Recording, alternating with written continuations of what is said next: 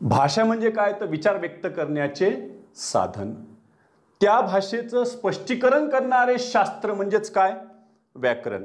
म्हणजे काय आपल्यातीलच काही बुद्धिजीवींनी त्या भाषेला शुद्ध रूप देण्यासाठी काही नियमावली तयार केली, त्यालाच व्याकरण म्हणण्यात आलेलं आहे. मग भाषेचे स्पष्टीकरण करणारे शास्त्र, मी म्हणतो हे शास्त्र कमी, एक प्रकारचं शस्त्र झालं, एक प्रकारचं अस्त्र ते परीक्षकाच्या हाती लागलेलं आहे आपलं ज्ञान तपासण्यासाठी. त्याच्यासाठी काही उदाहरण मी तुम्हाला देऊन देतो. बघा बरं की शब्दाचा अक्षरशः शब्द कुठून तयार होतो तर शब्द अक्षरापासून तयार होतो, आणि अक्षर कुठून तयार होतो तर वर्णापासून तयार होतो, आणि नंतर शब्दांपासून तयार होतो ते म्हणजे वाक्य. इतक्या प्रोसेसमधून भाषा जात असते झालं. आणि भाषेला सुद्धा आपण दोन प्रकारची रूपं देऊन दिलेली आहे. पहिली भाषा जी उदयाला आली ती अमूर्त रूपातच होती, तिला मूर्त रूप देण्यासाठी सुद्धा बराच काळ लागलेला असावा. म्हणजे पहिले चित्ररूपीच्या स्वरूपात आणि नंतर करत करत करत त्याच्या भाषेचे वर्ण वगैरे वर्णावलीपर्यंत आले आपण. मग यामध्ये शुद्ध रूप देण्यासाठी व्याकरणाचा जन्म झाला. कसंही बोलल्यानं काही भाषा होणार नाही. मग यासाठी काही एक उदाहरण देऊन बघतोय. बघा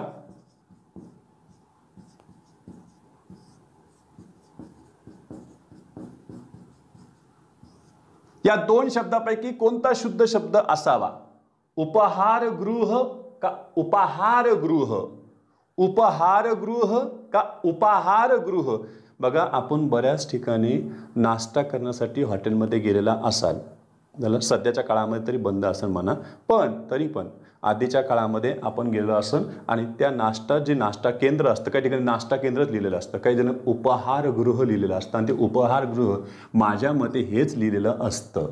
आणि असं जिथं पण लिहिलेलं असन विद्यार्थी मित्रांनो, तिथं हे उपहारचा अर्थ माहिती आहे का भेटवस्तू, आणि अशी भेटवस्तू जिचा मोबदला घेतला जात नाही. म्हणून अशा ठिकाणच्या हॉटेलमध्ये दाबून जेवायचं, दाबून खायचं, पण त्याला पैसे द्यायचे नाही. पैसे द्यायची वेळ आली की त्याला सांगायचं एखाद्या मराठी व्याकरणकाराला बोलवा आणि पोलिसांना बोलवा माझ्या संरक्षणासाठी. मी तर म्हणतो की एवढी वेळ येऊ देणार नाही. तो म्हणतो पोलिसाला कशाला आणि व्याकरण करायला कशाला, चल तू आतमध्ये तुला दाखवतो. बरं, पण खरं हे शुद्ध रूप आहे का तर नाही, हे अशुद्ध रूप आहे. हे उपहारगृह आहे. याला आपण जर विग्रह केला तर लक्षात येईल की उप अधिक आहार, उप म्हणजे जो मुख्य नसतो असा तो आहार, त्याचं केंद्र उपहारगृह. म्हणजे शुद्धीकरण इथं सुद्धा आलं की दोन शब्द तुम्ही, एक त्याला उपसर्ग जोडलाय आणि मुख्य शब्द त्यातला आहार, आणि त्याला जोडून उपहार हा शब्द तयार केलाय. आणखीन एक शब्द मी इथं दिलाय बघा, सप्तशृंगी. चला यातला कोणता शुद्ध असावा, पहिला की दुसरा. केवळ शिरोरेषा आहे इथं नाहीये म्हणून तसं अशुद्ध शुद्ध म्हणू नका त्याला. सप्तशृंगी तुम्ही बऱ्याच ठिकाणी पहिला शब्द पाहिला असाल, कारण सर हाच दिसायला झकास दिसतो, एकदम छान. बघा ना सर, श्र त्याला खाली र आणि खालून पण असं रू आलेलं आहे.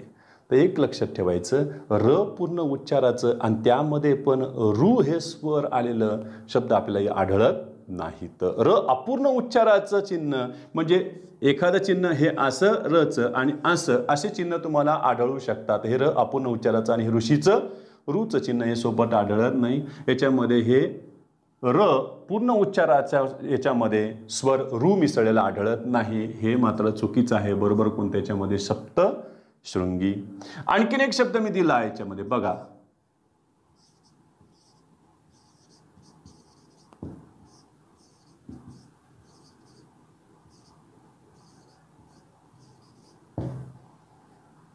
बुद्ध्यांक शब्द बरोबर आहे का बुद्ध्यंक शब्द बरोबर आहे सांगा. बुद्ध्यांक की बुद्ध्यंक. तर बरेच म्हणतात की सर बुद्ध्यांक, मला तुझा बुद्ध्यांक तपासायचा आहे. मानसशास्त्रामध्ये बुद्ध्यांक काढला होता एखाद्याचा. मग बुद्ध्यांक की बुद्ध्यंक, कारण हा जर शब्द पाहिला तुम्ही तर हा संधीतून तयार झालेला आहे. खरा जर शब्द पाहिला तर तो असा आहे बघा, बुद्धी अधिक अंक असतं, ते अंक नसतं, ते अंक. बुद्धी अधिक अंक, बुद्ध्यंक. म्हणजे इथं शुद्धीकरण व्याकरणकाराने शब्दापासून दिलेलं आहे आपल्याला, ते पुढं वाक्यांपर्यंत चालत राहतं. म्हणून आपल्या इथं बघा ना की इंग्लिशमध्ये सुद्धा म्हणतात what is language. Language is a system of system. म्हणजे एका रचनेमध्ये परत रचना दडलेली असते आणि त्यासाठी सुद्धा नियमावली घालून दिलेली असते. म्हणून व्याकरणाला काय म्हटलेलं आहे? भाषेचे स्पष्टीकरण करणारे शास्त्र. व्याकरणकारांनी भाषा आणि भाषेमध्ये पण आता आपण अभ्यास करणार आहे ते म्हणजे मराठी भाषेचा अभ्यास. मराठी भाषा ही कुठून उगम पावली याचा तर तुम्ही थोडाफार अभ्यास केलेला असन, आधी सुद्धा काही पुस्तकामध्ये वाचलेलं असन तर तुम्हाला लक्षात येत असन बघा की मराठी भाषेची जननी ही कोण आहे? संस्कृत भाषा आहे. तर काही व्याकरणकाराचं म्हणणं आहे की मराठी ही संस्कृतातून नाही तर संस्कृतातून प्राकृत भाषा जन्माला आली आणि प्राकृतातून मराठी जन्माला आली. पुन्हा प्रश्न पडन, सर हे प्राकृत भाषा म्हणजे काय? प्राकृत म्हणजे एक प्रकारची बोली भाषा. कारण भारतभरामध्ये त्यावेळेला आजपासून 2-2.5 हजार वर्षापूर्वीची जर तुम्ही गोष्टी घेतल्या तर सगळ्या प्राकृत भाषाच होत्या आणि मग प्राकृत भाषेतून पुढं मराठीचा जन्म आला. तर काही व्याकरणकाराचं असं म्हणणं आहे की संस्कृतातून प्राकृत आणि मराठी या दोन्हीही सोबतच उदयाला आल्यात. आजकाल नाही का कसं आहे, सगळेजण मिक्स लँग्वेज बोलतात बघा. इंग्लिश मिडियमला असणारे विद्यार्थी मुलं हे धड इंग्लिशसुद्धा पूर्ण बोलत नाही आहे. मराठी त्यांची आपण राहिली, इंग्लिश आपण राहिली, हिंदी आपण राहिली, सगळ्याच भाषा आपण राहिल्या आणि त्या मिक्स लँग्वेजला घेऊन चाललेत. एक प्रकारची ह्या काळातली ती आपण प्राकृत भाषाच म्हणूया. झालं. मग संस्कृत ही जननी कोणाची? मराठीची आणि मराठी तिची जानकी. संस्कृत ही भाषा कोणाची? तर संस्कृत ही भाषा आर्यांची. कारण आर्यांचं म्हणणं होतं की आम्ही संस्कृत आहोत म्हणून आम्ही आमच्या भाषेला संस्कृत देऊ, इथले सर्व असंस्कृत आहेत. मग आर्य हे आले कुठून? आर्य हे इथले मूळ रहिवासी आहेत का? थोडाफार तर हा वादाचाच मुद्दा आहे. पण तरी पण बऱ्याच इतिहासकारांनी मान्य केले की आर्य हे भारतातले मूळ रहिवासी नाही आहेत, हे सुद्धा भारतामध्ये बाहेरून आलेले आहेत. बाहेरून म्हणजे कुठून आलेले आहेत? त्यांचा सुद्धा येण्याचा जर तुम्ही क्रम पाहिला तर ते वायव्येकडून भारतामध्ये आलेले आहेत. वायव्य दिशेला जर पाहिलं तर आपल्याकडे वायव्य दिशेला अरब राष्ट्र आणि युरोपाची राष्ट्र आहेत. तिथून आर्यांचं आगमन आहे. म्हणून आर्य जे आलेले आहेत लक्षात ठेवायचं ते युरोपातून आलेले आहेत म्हणून त्यांना आपण युरोपियन हे कुळ दिलेलं आहे आणि ते इंडस व्हॅली स्थित झाले म्हणून त्यांना इंडो युरोपियन हे कुळ प्रदान झालेलं आहे. हेच कुळ पुढे चालून संस्कृत आला आणि संस्कृताचा कशाला आलं पुढं? मराठीला कुळ प्रदान झालेलं आहे इंडो युरोपियन. तर काही व्याकरणकाराचं म्हणणं आहे इंडो युरोपियनच नाही तर इंडो इराणियन देखील त्या आर्यांचं कुळ मानलं जातं. बरं, आर्य आले हे भारतामध्ये, आगमन झालं त्यांचं.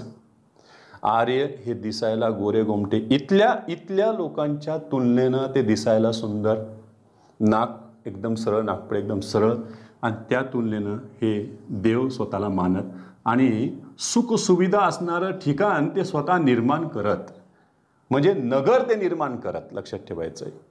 मग हे देव नगर आणि मग त्यांनी जी काही त्यांच्या भाषेची लिपी त्यांनी तयार केली त्या भाषेच्या लिपीला त्यांनी देवनागरी लिपी असं म्हटलेलं आहे. हीच देवनागरी लिपी पुढे बाळबोध लिपी या नावाने देखील ओळखले गेलेली आहे. तर का म्हटले बाळबोध ते पण आपण पाहूया. देवाला परत एक लक्षात ठेवायचं की देवाला ब्रह्म देखील म्हणतात आणि म्हणून यांनी यांच्या लिपीला ब्राह्मी लिपी देखील म्हटलेलं आहे. तर काही व्याकरणकारांचं म्हणणं आहे की ब्राह्मी लिपीतूनच देवनागरी लिपी जन्माला आलेली आहे. ब्रह्माची लिपी. कोणाची लिपी? ब्रह्म म्हणजे कोण? देव. देवातला एक देव ब्रह्मा नाही, लक्षात ठेवायची. ब्रह्मा म्हणजेच काय? देवाची लिपी. ती झाली देवनागरी लिपी, ब्राह्मी लिपी. तर त्याच काळी भारतामध्ये जर पाहिलं तर 2 प्रकारच्या लिपी अस्तित्वात होत्या. एक ब्राह्मी लिपी आणि दुसरी जी आहे तिचा आपण थोडासा अभ्यास करूया, ती म्हणजे खरोष्टी लिपी. त्याला दोघांमध्ये काय फरक केला की थोड्याच वेळात आपण पाहूया.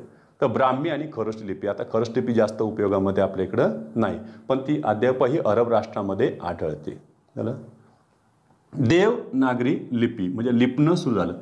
मग परत आलं देवनागरी लिपीचं लिखाण कसं करायचंय. तर आपण बऱ्याच पुस्तकात असं पाठ करून ठेवलेलं असं बघा. देवनागरी लिपी म्हणजेच काय? डावीकडून उजवीकडे लिहिणे, डावीकडून उजवीकडे लिहिणे. मग मला एक सांगा, डावीकडून उजवीकडे लिहिणे म्हणजे कोणाच्या?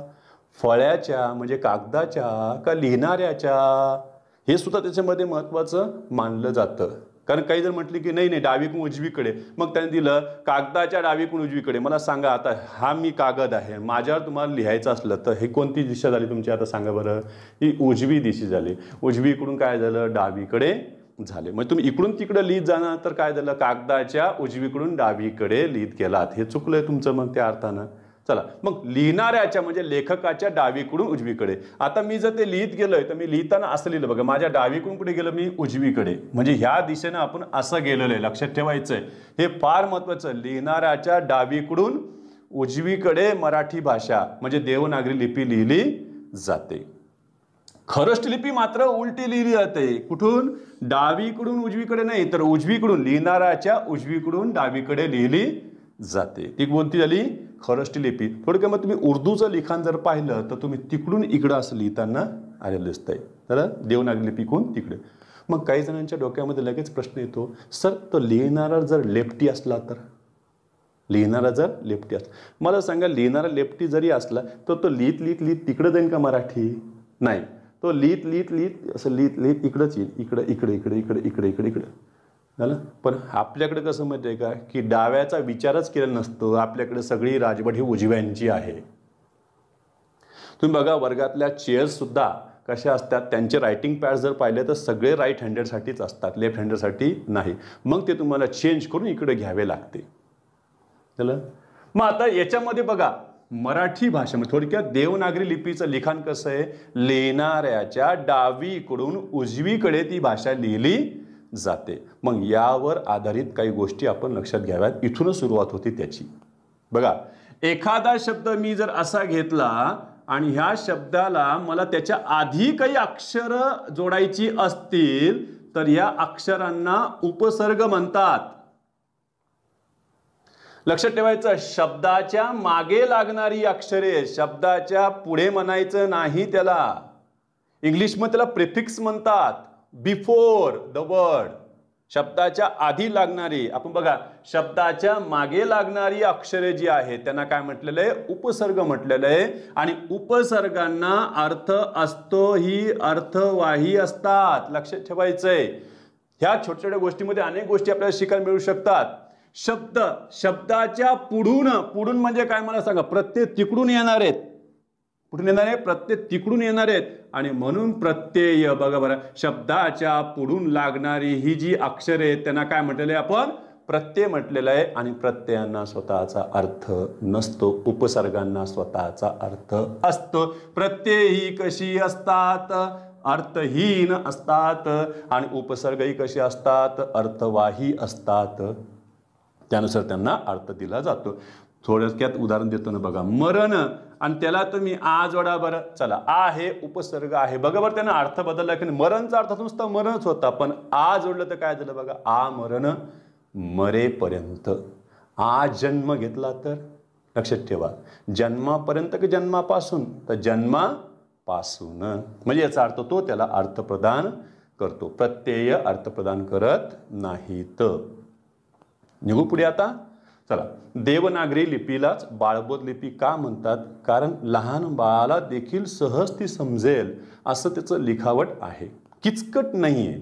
म्हणजे लिखाण वेगळं आणि त्याचं वाचन एकदमच वेगळं असं इथं मराठीमध्ये होणार नाही. थोडंसं एवढं स्क्रीनशॉट काढून घ्या, कारण हे महत्त्वाचं आहे. परत मी येतोय. लिखाण झालंय देवनागरी लिपी. लिपी म्हणजे काय? लिपणे. जसं मी ह्या मार्करमध्ये म्हणजे पेनामध्ये शाई भरून ते लिपतोय, पहिल्या काळामध्ये असं शाईमध्ये मोराचा पंख म्हणजे असं टाक बुडवून असं लिहिलं जायचंय. लक्षात ठेवायचंय. तुम्ही बाजीराव मस्तान चित्रपट पाहिला असाल ना, की बाजीराव सुद्धा असे लिहिताना दाखवले, त्याच्यामध्ये असं बुडवत आहेत मस्त असं लिहितायत, मस्त आणि असं लिखाण चालू असतं. तर आधीचं लिखाण असं झालेलं आहे. म्हणजे पूर्वी ते शाईमध्ये बुडवून लिहिलं येतं, आता शाईच याच्यामध्ये काय केली जाते? आतमध्ये ओतली जाते. झालं की नाही टाक. हे झालं याच्यामध्ये देवनागरी लिपण्यासाठी ते आम्ही वापरलं. मग आता मराठी भाषेला ह्या व्याकरणानं काय केलंय की व्याकरणकारांनी 3 विचारामध्ये त्याचा बदल सुरू केला, त्याचा अभ्यास सुरू केला. मराठीचा सर्वात पहिले अभ्यास झाला तो म्हणजे वाक्य, आणि याला पुस्तकामध्ये वाक्य विचार असं म्हटलेलं ह्या घटकाला, हा घटक अभ्यासाला आहे. त्यानंतर वाक्याचा पुढे शब्द विचारामध्ये आपल्याला अभ्यास करायचा आहे. शब्द विचार पुढे चालून जो आलेला आहे तो म्हणजे वर्ण विचार. वाक्याची लगेच तुम्ही व्याख्या करायला गेले तर काय म्हणणार वाक्य?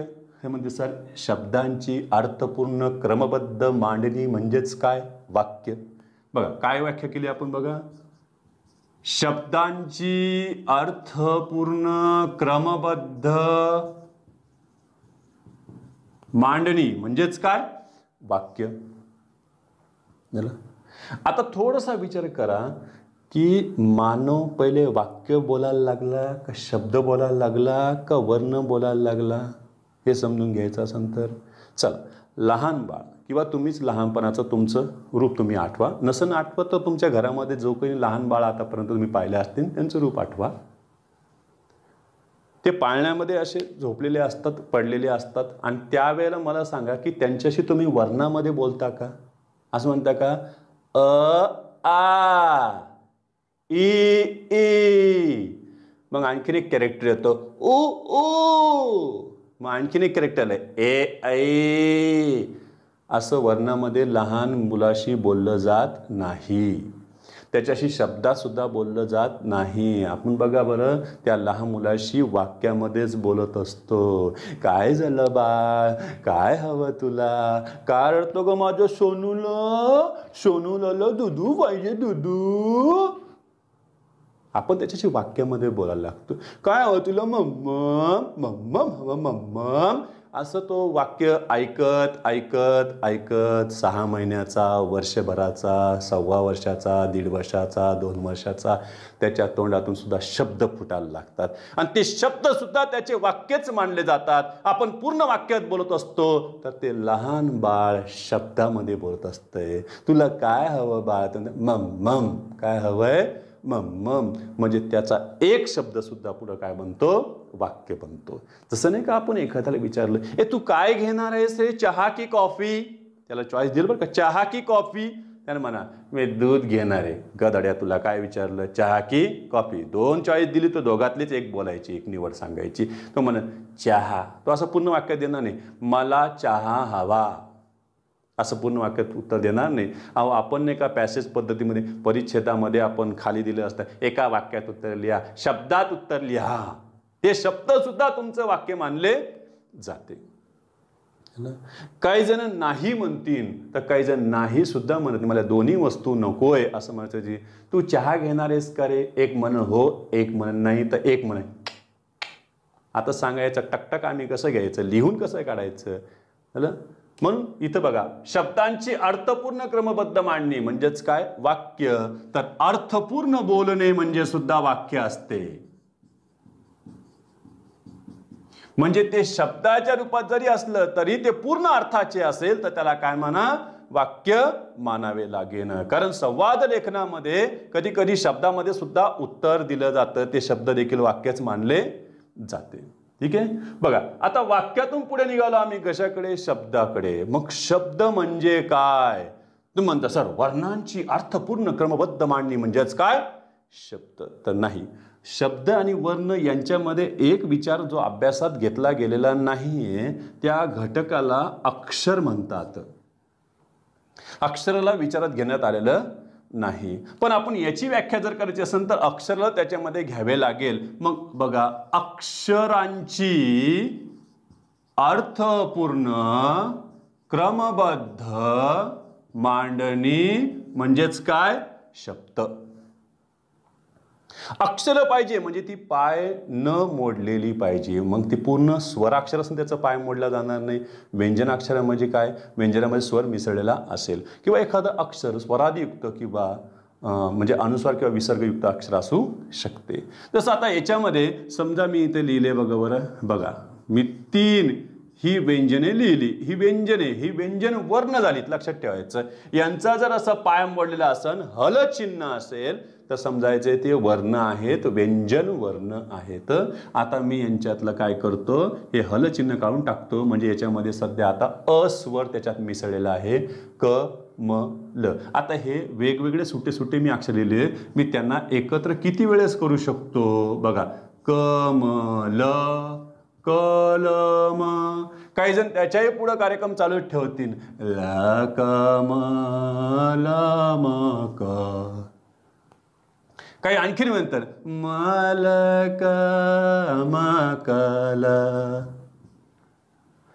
पण तुम्ही व्याख्या पाहिली का? अक्षरांची अर्थपूर्ण क्रमबद्ध मांडणी. केवळ अक्षरांची मांडणी म्हणजे शब्द नव्हे. झालं?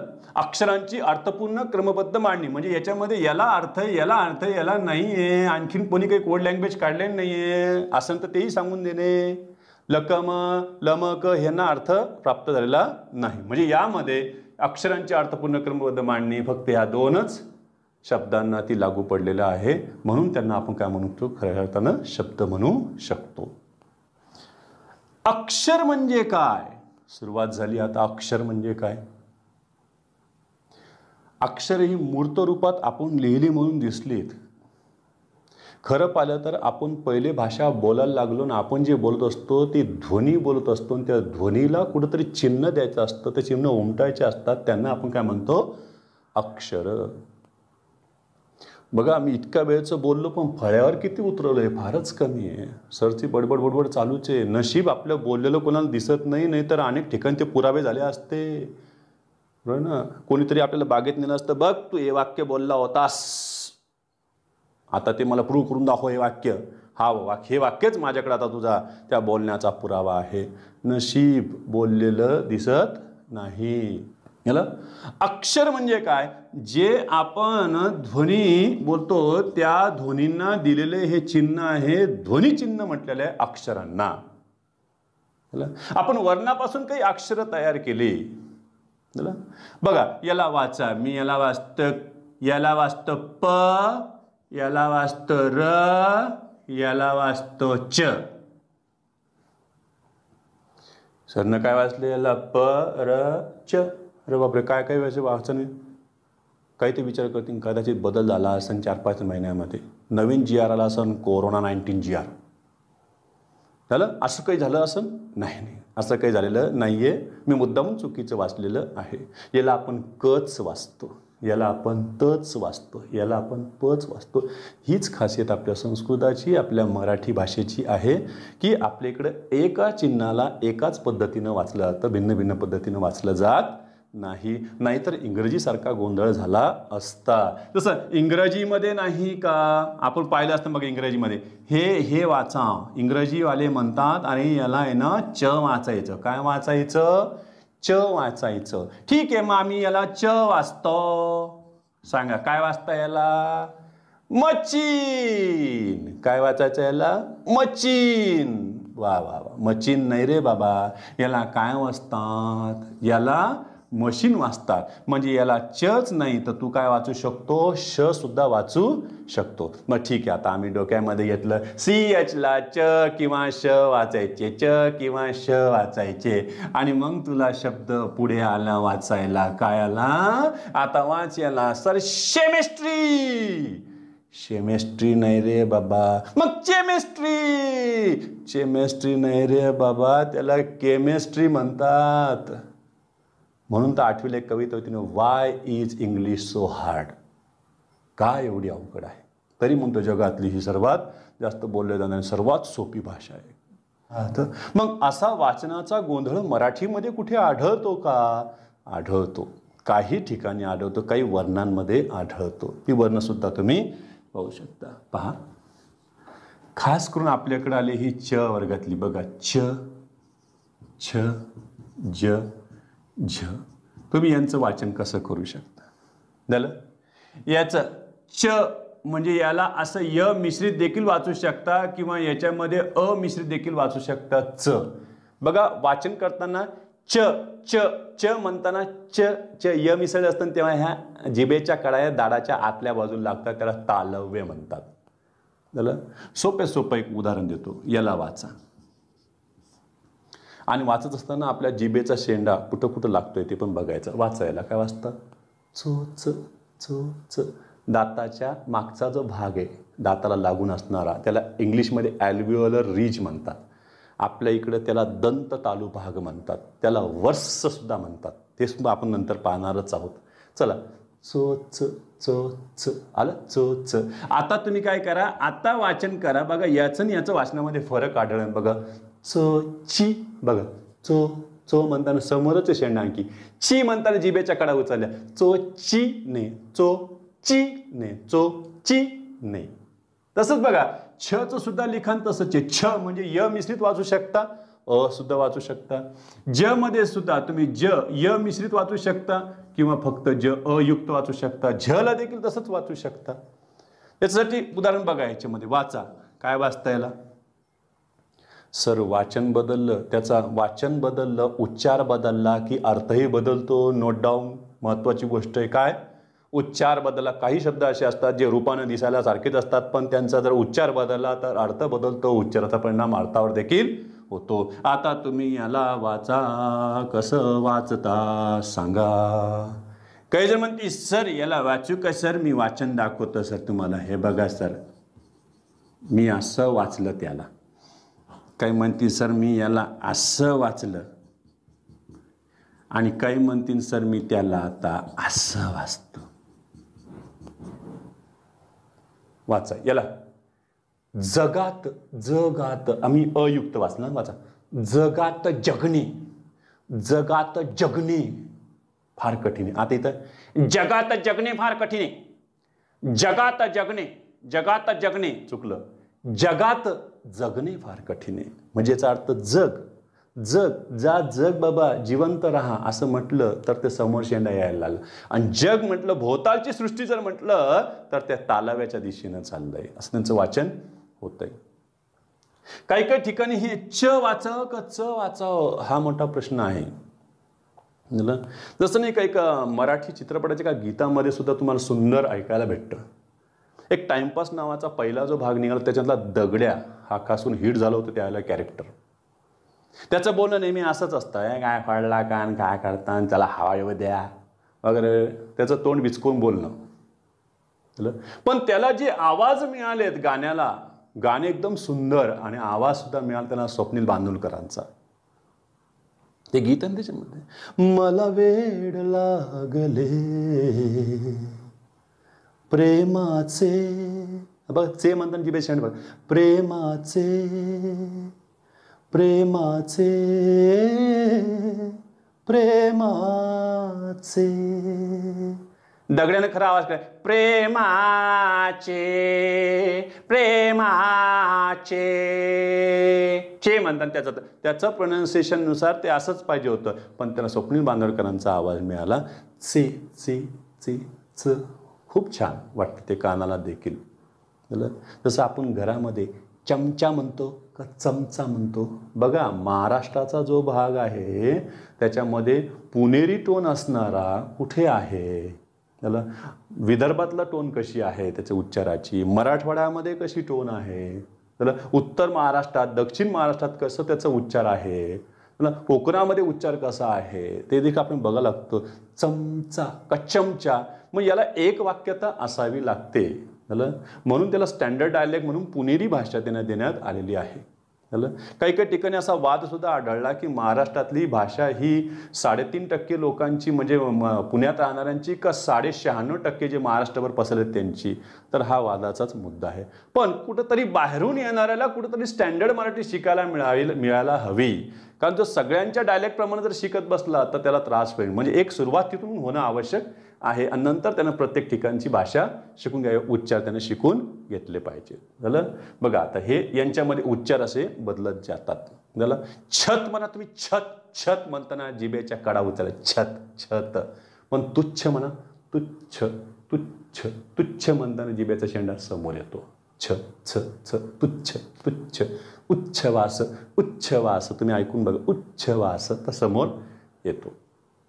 झालं. म्हणजे अक्षर दोन्ही चिन्हामध्ये हे सुद्धा सापडलेत. मराठीमध्ये काही ठिकाणीच यांचा प्रॉब्लेम आहे. त्यातल्या त्या च ज झ यांनी सुरुवात होते दोन पद्धतीनं. छ मात्र तुम्हाला जिभेचा शेंडा समोर आलेला आढळत नाही, सगळे तुम्हाला तालेवाले आढळतात. झालं. बघूया पुढे आणखीन एक थोडंसं एक स्क्रीनशॉट काढून घ्या, मग आपण वर्णांकडे निघूया. वर्ण, वर्ण म्हणजे काय अशी एक व्याख्या जर विचारली तर वर्ण, आपल्याकडे शब्द ऐकलाच ना मी, वर्णभेद, वर्गभेद. वर्ण म्हणजे रंग. म्हणजे मी पांढऱ्या फळ्यावर लिहिण्यासाठी पांढऱ्याच शाईचा पेन वापरलेला नाही आहे, मी त्याला काहीतरी कॉन्ट्रास्ट वापरलेला आहे, वेगळा रंग. म्हणजे मी काळ्या रंगाचा वापर केला जे काही उठावदार दिसते. झालं. म्हणजे मी इथं वर्ण वापरला, कोणता? काळा वर्ण. झालं. तसंच वर्ण म्हणजेच काय, तर आपण लगे रंग वगैरे असं म्हणून त्याला लगे मोकळं होऊ नका. ठीक आहे. तर मुखातून निघणारे जे मूळ ध्वनी आहेत त्यांनाच काय म्हटलेलं आहे? वर्ण. लक्षात ठेवा. व्याख्या काय झाली त्याची? मुखातून निघणारे ते पण कोणते? मूळ ध्वनी, त्यांना म्हटलेलं आहे वर्ण. मूळ ध्वनी पाहिजे आम्हाला, कोणतेही ध्वनी नको. कारण काय आहे की आपल्या भोवताली बऱ्याच प्रकारचे ध्वनी तुम्हाला ऐकायला मिळतील, ते भौतिक ध्वनी झालेत. झालं. मी जर असं म्हटलं की ऐकलंय तुम्ही, हे सुद्धा काय झालं? ध्वनीच झालंय. पुष्कळ ठिकाणी तुम्हाला वेगवेगळ्या प्रकारचे आवाज ऐकायला मिळतात, पण आपल्याला मुखातून निघणारेच पाहिजेत ध्वनी. तसं तर मुखातून काही जण वेगवेगळ्या प्रकारचे सुद्धा ध्वनी काढतात, तर सगळ्यांनाच वर्ण म्हणून मान्यता मिळालेली नाही. ह्याला काही जण गीतामध्ये सुद्धा वापरते. किशोरदा खास करून गीतात वापरायची बघा. वो तो कोई और थी जो आँखों से समा गई दिल में, डिडलिए डुडनुओ, डिडलिए डिडलिए डुडनुओ, डिडलिए. आता याचं डिडली येई कळाम, येई येऊ ऊ, ते आता ते बाकीचे कसे लिहायचे आम्ही? तर भिन्न भिन्न प्रकारचे काहीतरी साऊंड काढलेले. मग यांनी लगेच त्याला याडली काय देऊन टाकलेलं? याडली म्हणजे असं याडली. म्हणजे आता तुम्ही वेगवेगळ्या प्रकारे त्याचे आवाज ऐकत राहा आणि ते काढत राहा, पण त्यांना मात्र मूळ ध्वनी म्हणून मान्यता मिळालेली नाही. मग आपल्याकडं मूळ ध्वनी असणारे म्हणजेच वर्ण असणारे मूळ ध्वनी किती आहेत? फक्त याच्यामध्ये मूळ ध्वनी फक्त आपल्याकडं 50 आहेत. 50 वर्ण आहेत. काही म्हणतात सर 52 आहेत, कोणी 53 म्हणतंय, कोणी आणखीन संशोधन चालूच ठेवलेलं आहे त्यांचं. तर काही म्हणतात नाही सर 48च आहेत, कोणी म्हणतं 50च आहेत. तर 50 आहेत. झालं. मग ते वर्णांचं विभाजन सुद्धा आपण 3 भागामध्ये करायला लागलो. एक पहिलं जे वर्ण आलेले ते म्हणजे स्वर. स्वर म्हणजे पूर्ण उच्चाराचा जो वर्ण असतो त्याला स्वर म्हणतात, आणि हा स्वर बाकीच्या वर्णांना म्हणजे परवर्णांना मदत करतो उच्चारास पूर्णत्व येण्यासाठी. झालं. मग या स्वरालाच अच देखील म्हणतात. आपण नंतर परत पाहूया उद्याच्या तासाला डिटेलमध्ये याला. स्वर झालं म्हणजेच काय? ओठाचा ओठाशी स्पर्श न होता, म्हणजे ओठाचा एकमेकांशी स्पर्श न होता, जिभेच्या कोणत्याही भागाचा मुखातील कोणत्याही अवयवाशी स्पर्श न होता निर्माण होणाऱ्या मूळ ध्वनींना काय म्हणतात? तर स्वर.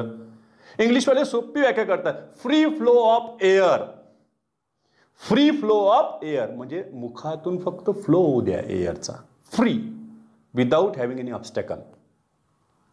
स्वर दुसरा येईन स्वरादी. अरे ज्याच्या आधी स्वर असतो असा वर्ण त्याला आपण स्वरादी म्हटलेलं आहे.